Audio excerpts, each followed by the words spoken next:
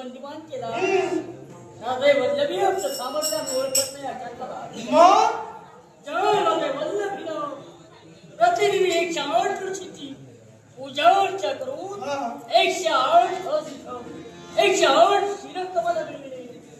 त्या ऋषीच्या कृपा प्रसाराने आपल्याला हे सारं काही प्राप्त झालं.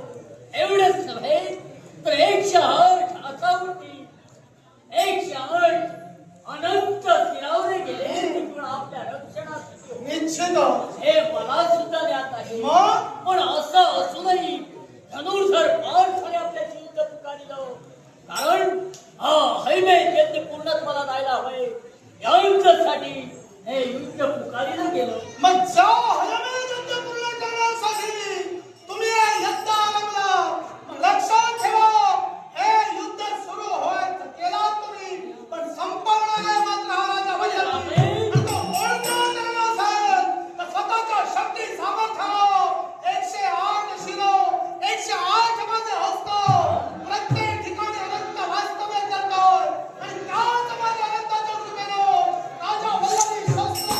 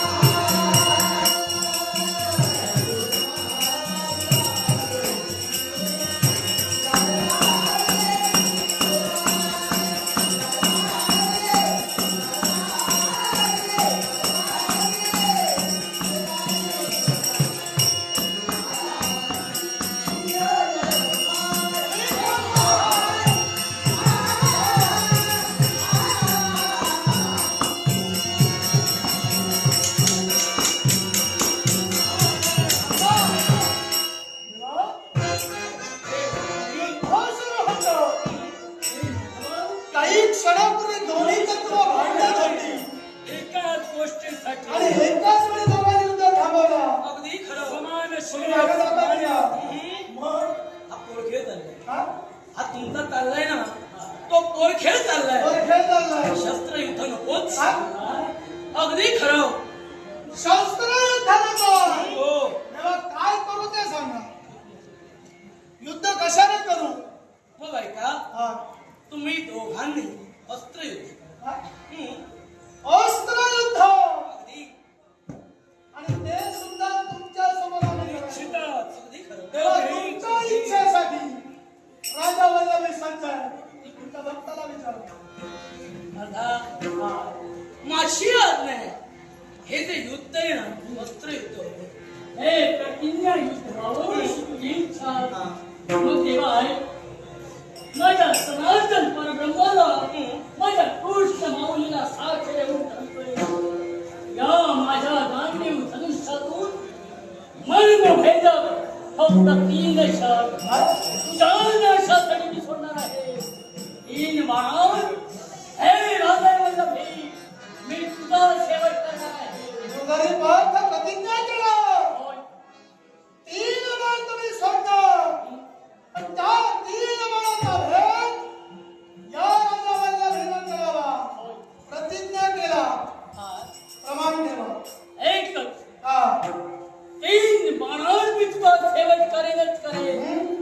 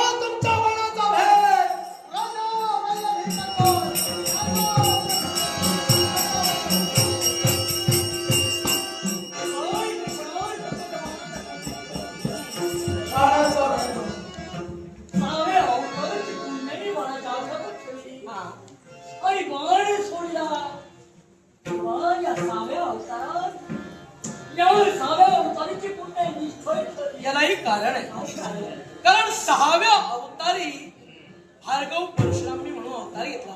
त्याच वेळी पितृदेवतेच्या आज्ञेनं माझ्या आईचा मी शिरच्छेद केला. अर्थात मातृहत्येचं पातळ त्यावेळी आड आलं. म्हणून तुला अपयश आहे. घाबरू नकोस. अजून 2 दाणे शिल्लक आहेत.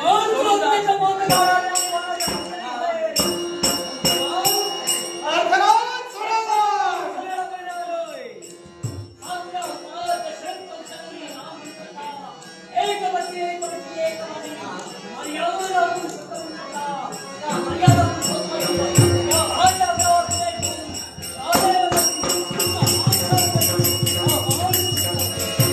देवाचं असलं अवताराशी नाही तुम्ही ठेवलं.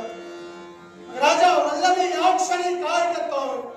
ज्या जनतेची आतापर्यंत मी सेवा केली आहे, ती सेवा जर माझी एकनिष्ठ असेल तर त्याच माझ्या लाख जनतेची पुण्याई बाणाचा अग्रभागी ठेवून या तुमच्या बाणाला प्रतिकार.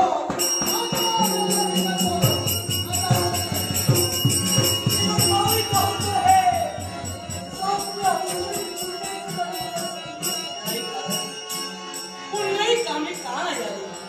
एक वचनी एक बाणी एक पत्नी व्रत असताना सुद्धा सगळ्या हनुमंताच्या इच्छेसाठी त्याला दिलेल्या वचनासाठी देवी चंद्रसेनेच्या महाली राघवाचा प्रवेश झाला आणि ते पाप यावेळी आड आल्या कारणानं तो बाण निष्फळ ठरला. बाण शिल्लक आहे. मग हे देवा कृष्ण सनातन परब्रह्म म्हणून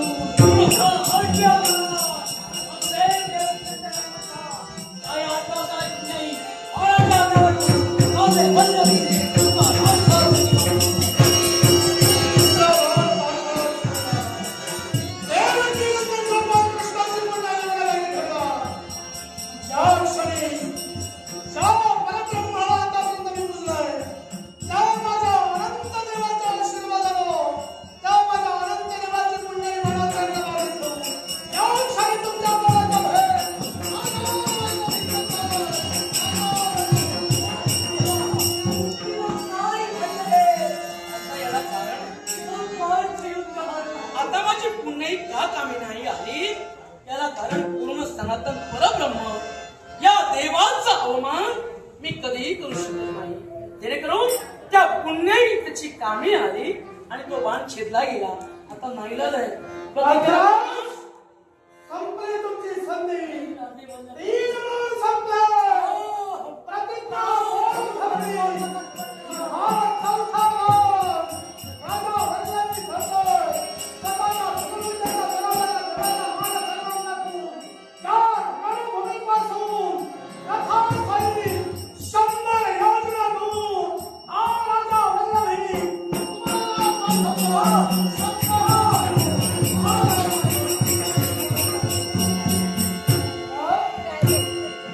तुझ्या आशीर्वादानं धनुर्धर पार झाला आणि त्या गोपाल कृष्णाला रणभूमीपासून जर वाचला गेला. विजय माझा होईल. तुझा आशीर्वाद